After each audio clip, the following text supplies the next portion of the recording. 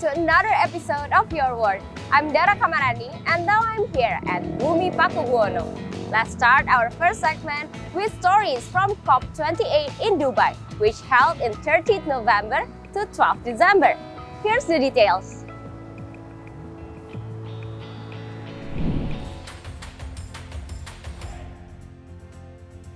Climate finance is a very broad topic that is being discussed at the COP28. Negotiations are happening, pledges were made, funds were launched, and sponsors looking to sponsor at this COP. Everyone is here to leverage climate finance for a sustainable life. For Pacific, we are here to sort solutions. And there's a lot of talk. There's a lot of frustration. We spend a lot of time trying to manipulate global funds to deliver resources in a way that is commensurate with the absorptive capacity of our countries and communities. And they have not managed to do that, quite frankly. And that's simply because there are so many interests at the global level that trying to design fit-for-purpose delivery mechanisms is beyond the ability for global consensus. And so we have to design the vehicles ourselves. We all feel and know that most of the climate change projects in the Pacific region are short-term.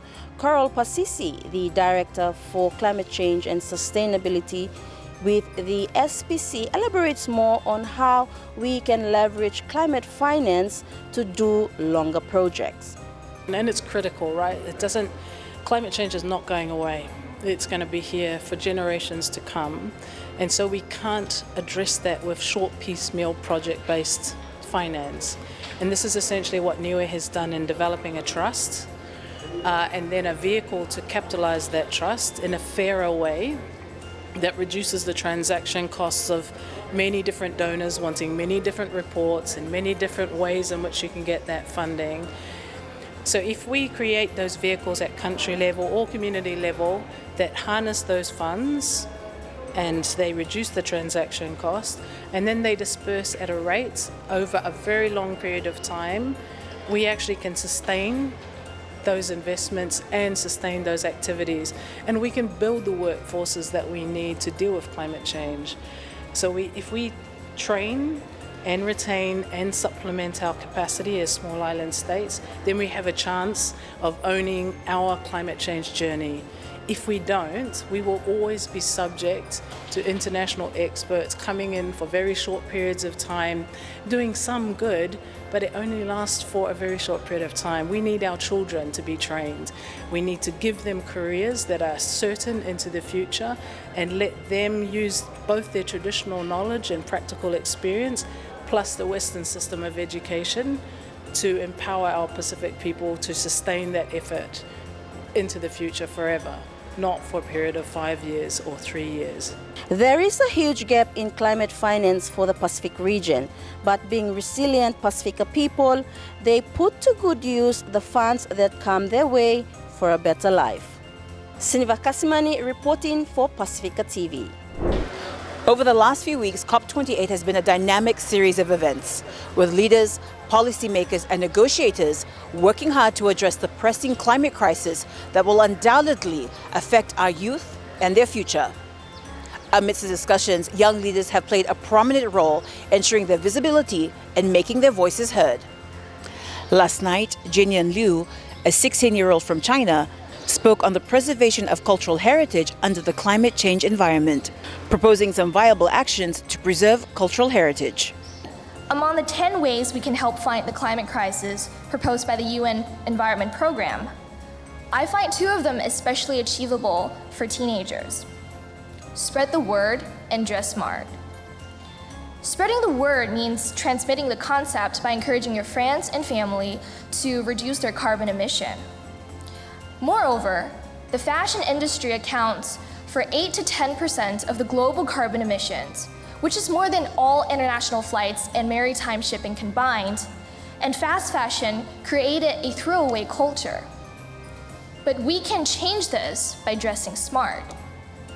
We can buy fewer new clothes and wear them longer, or even donate them through charity programs to those people who are in need. She also encouraged young people to use social media as a tool to raise awareness. Though students my age might not be able to physically participate in the preservation of cultural heritage, we can raise awareness among people around us. Specifically in today's world, we can make good use of social media, not only as a platform to raise awareness, but also as a tool to store heritage digitally and vitalize ancient relics. Ms. Wang from Shanghai, China, saying that one solution to global warming is renewable and clean energy. Some types of renewable energy, like wind and solar power, come from sources that are not depleted when used. Others, like biomass, come from sources that can be replenished. It can produce energy while emitting little or no greenhouse gases or pollutants into the air, which makes it a key solution to global warming. With 6 billion people dependent on fossil fuels from other countries, Ms. Wang briefly explained why switching to renewable energy was the better, cheaper option.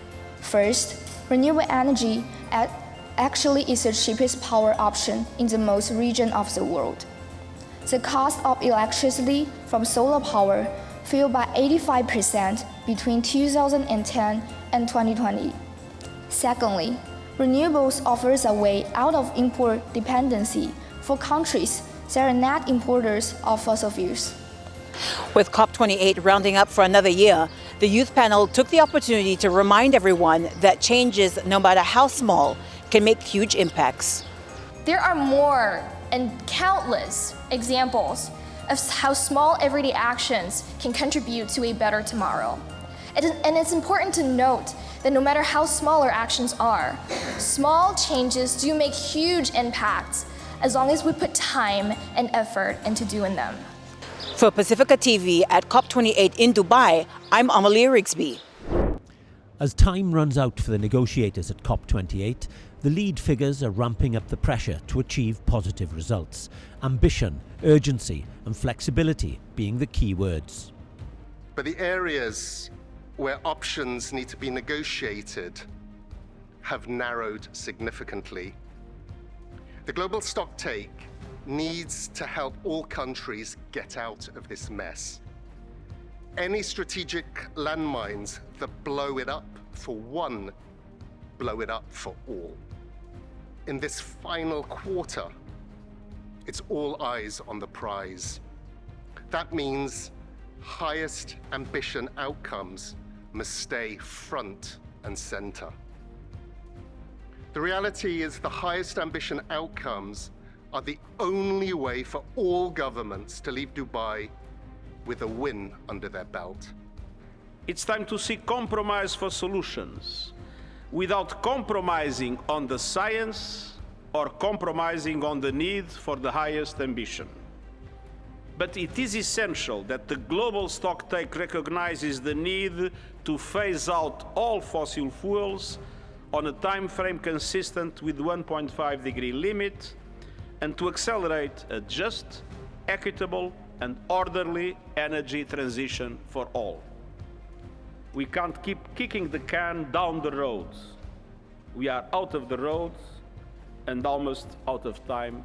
Meanwhile, the work to protect our oceans and deal with the many problems that are affecting our seas continues in various and ingenious ways. As technology attempts to decarbonise shipping, the integrated green energy and metals company Fortescue exhibited the world's first ammonia-capable ship. John Kerry, the USA's special climate envoy, among the high-profile supporters of the venture to find alternative power sources. The preservation of coral that protects increasingly vulnerable coastlines from storms and flooding is a constant battle. But despite years of deterioration and pessimistic outlooks, conservation efforts are not in vain. It is not yet too late. The reason that I work on what I do and that there are 1,000 coral restoration organizations is because people are desperate to save this ecosystem. Coral reefs feed and provide livelihoods for almost 1 billion people, 1 out of 8 people on this planet. When you have a big storm, coral reefs protect those people and those cities. They lessen the storm energy by 97%. So it's never too late to improve the state of nature. Coral reefs will change beyond what they have been in our lifetime, so since people have been on the planet, because of the losses. But every year is a chance to make them change in a better way than a worse way. So we need to invest everything that we can in ensuring a positive future. Sea level rise is seen as one of the biggest threats to our planet. The innovative work of organisations such as Climate Central and their mapping of various scenarios, depending on the level of global warming, is an ingenious way to warn us all of what could be ahead. The evidence that global sea levels are rising is rock solid. It is based on observations at thousands of tide gauges around the world, and also from satellites. For the last 20 years, there have been satellites measuring sea level across the whole global ocean with great precision, and we can see that the rate of sea level rise on average has basically doubled since the 90s. So we're seeing it happen right in front of our eyes, and there's no doubt that it will continue to happen and accelerate for the simple fact that if you warm the temperature up, more ice is going to melt. It really doesn't take an advanced degree to understand that.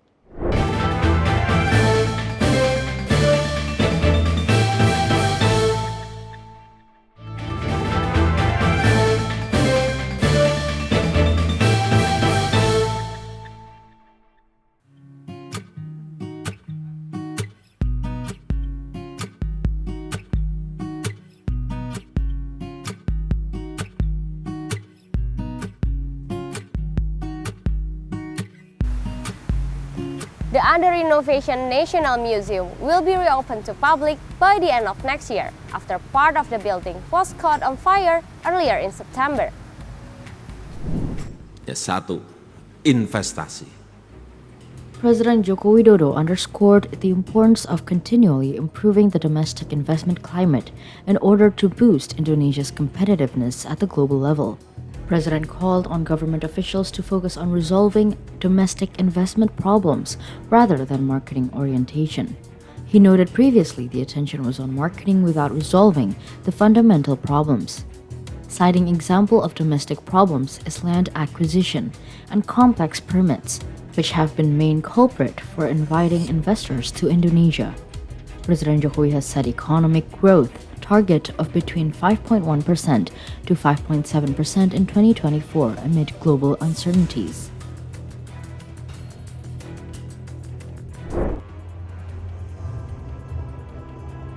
National Museum Curator at the Education, Culture, Research and Technology Ministry, Budiman said in Jakarta, a more sophisticated fire protection system would be installed to prevent another fire in the future. The new fire protection system is expected to better protect the museum, which keeps a lot of precious artifacts and cultural heritage. About 90% of the collections could be salvaged when the fire hit the museum in September 16 this year. The fire caused severe damage to 6 display rooms at the back of Building A, but no casualties were reported. Foreign architects and museum experts from France and the United States helped with the reconstructions of the 6 rooms and conservations of the collections. Meanwhile, Indonesian Heritage Agency Subcoordinator for Museum and Cultural Heritage Conservation, Nahar Cahyandaru, says most damaged parts of the museum would be reconstructed into the initial layout, but discussions are still ongoing with the reconstruction team.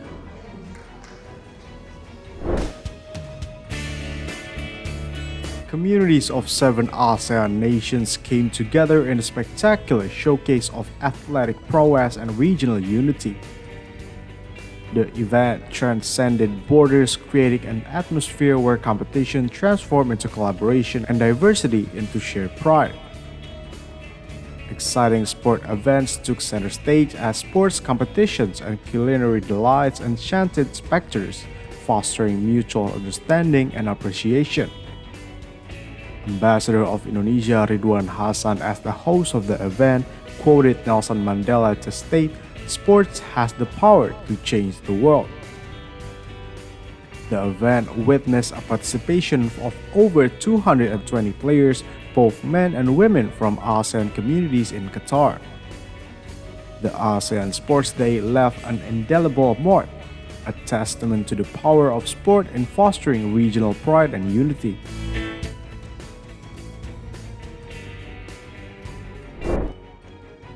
Speaking at International Anti-Corruption Day celebration at her office on Wednesday, Minister of Women Empowerment and Child Protection Bintang Puspayoga said experience taught her that corruption can occur if there are intention and opportunity. Therefore, she consistently reminds the public to always be vigilant against corrupt behavior. Bagaimanapun juga kalau kita bicara korupsi itu adalah kejahatan yang luar biasa. Kalau saya melihat ketika bicara korupsi, selain apa yang disampaikan oleh Pak Ganjar tadi, benar, mungkin dua kata penyebab dari korupsi itu adalah niat dan kesempatan. Nah, niat ini tidak terlepas daripada tadi disampaikan, karena ada kebutuhan, ada kekurangan. Dan kalau kita bicara niat, karena kita tidak pernah bersyukur, tidak berasa pernah puas dengan apa yang sudah kita miliki. At the same occasion, Minister Bintang expressed her gratitude to the organizing committee for holding this event that promoted education, particularly in combating corruption in government institutions, especially in the Ministry of Women Empowerment and Child Protection. She also hoped that this event can bring an inspiration for all people, especially among civil servants, who must continue to maintain public trust.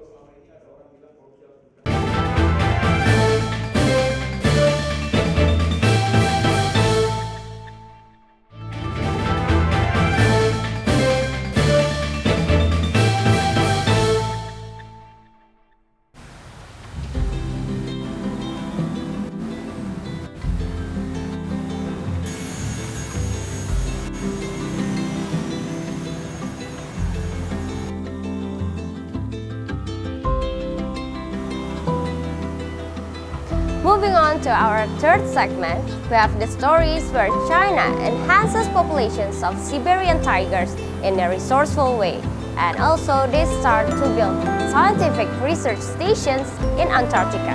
Let's take a look. A breeding center in northeast China's Heilongjiang province has been implementing captive breeding and conducting rewilding training to conserve the endangered Siberian tiger and boost its population. Established in 1986 and dubbed home of Siberian tigers, the China Hengtao Heji Feline Breeding Center is the world's largest breeding center of Siberian tigers. This year, the breeding center welcomed 63 newborn tiger cubs, and nearly 90% of them have survived. The breeding center also boasts a rewilding training area covering an area of 40,000 square meters. The training area simulates the primitive forest so that the tigers can be rewilded in a close-to-natural environment.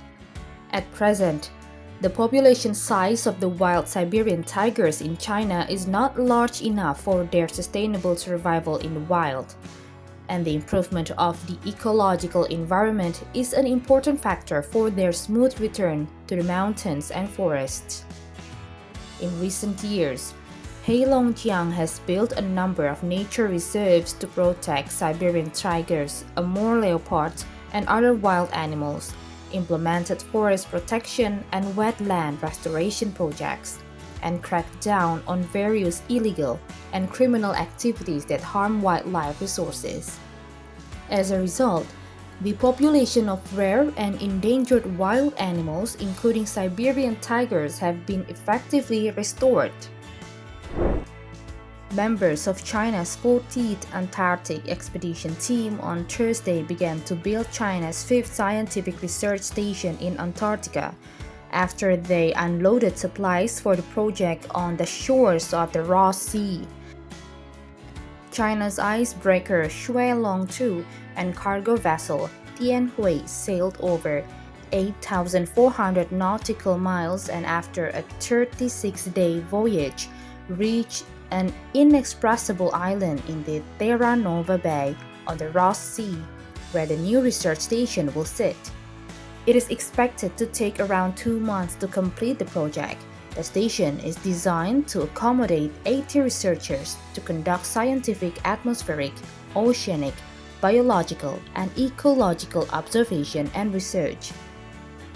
The new base will be China's third permanent research station in the Antarctic after the Changcheng and Zhongshan stations. Data and images of icebergs and sea ice have been kept sending back from orbiting satellites to research centers in China to ensure a safe and efficient voyage of the country's 14th Antarctic Scientific Expedition team that reached the polar continent on Thursday.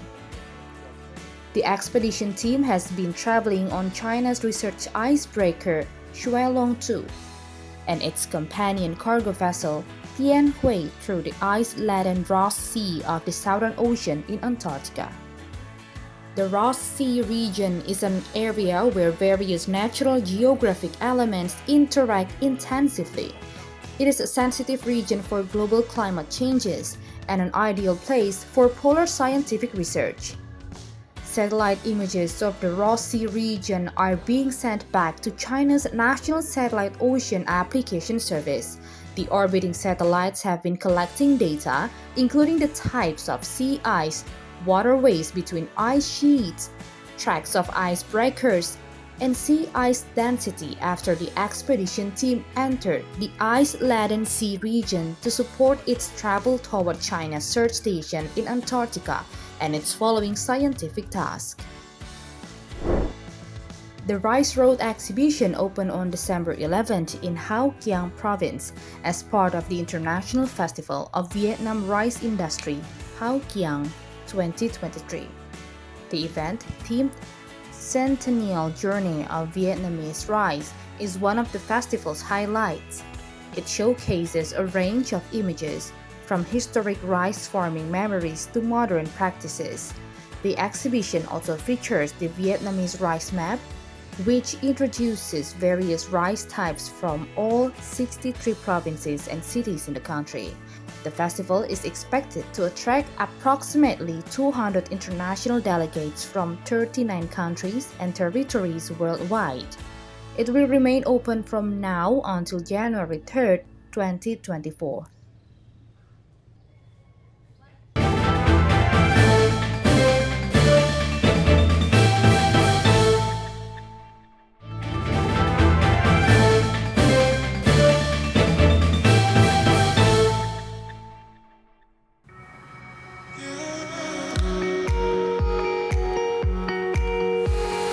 And that wraps up today's episode of Your World. I'm Dara Kamarani. Thank you for watching and see you next week.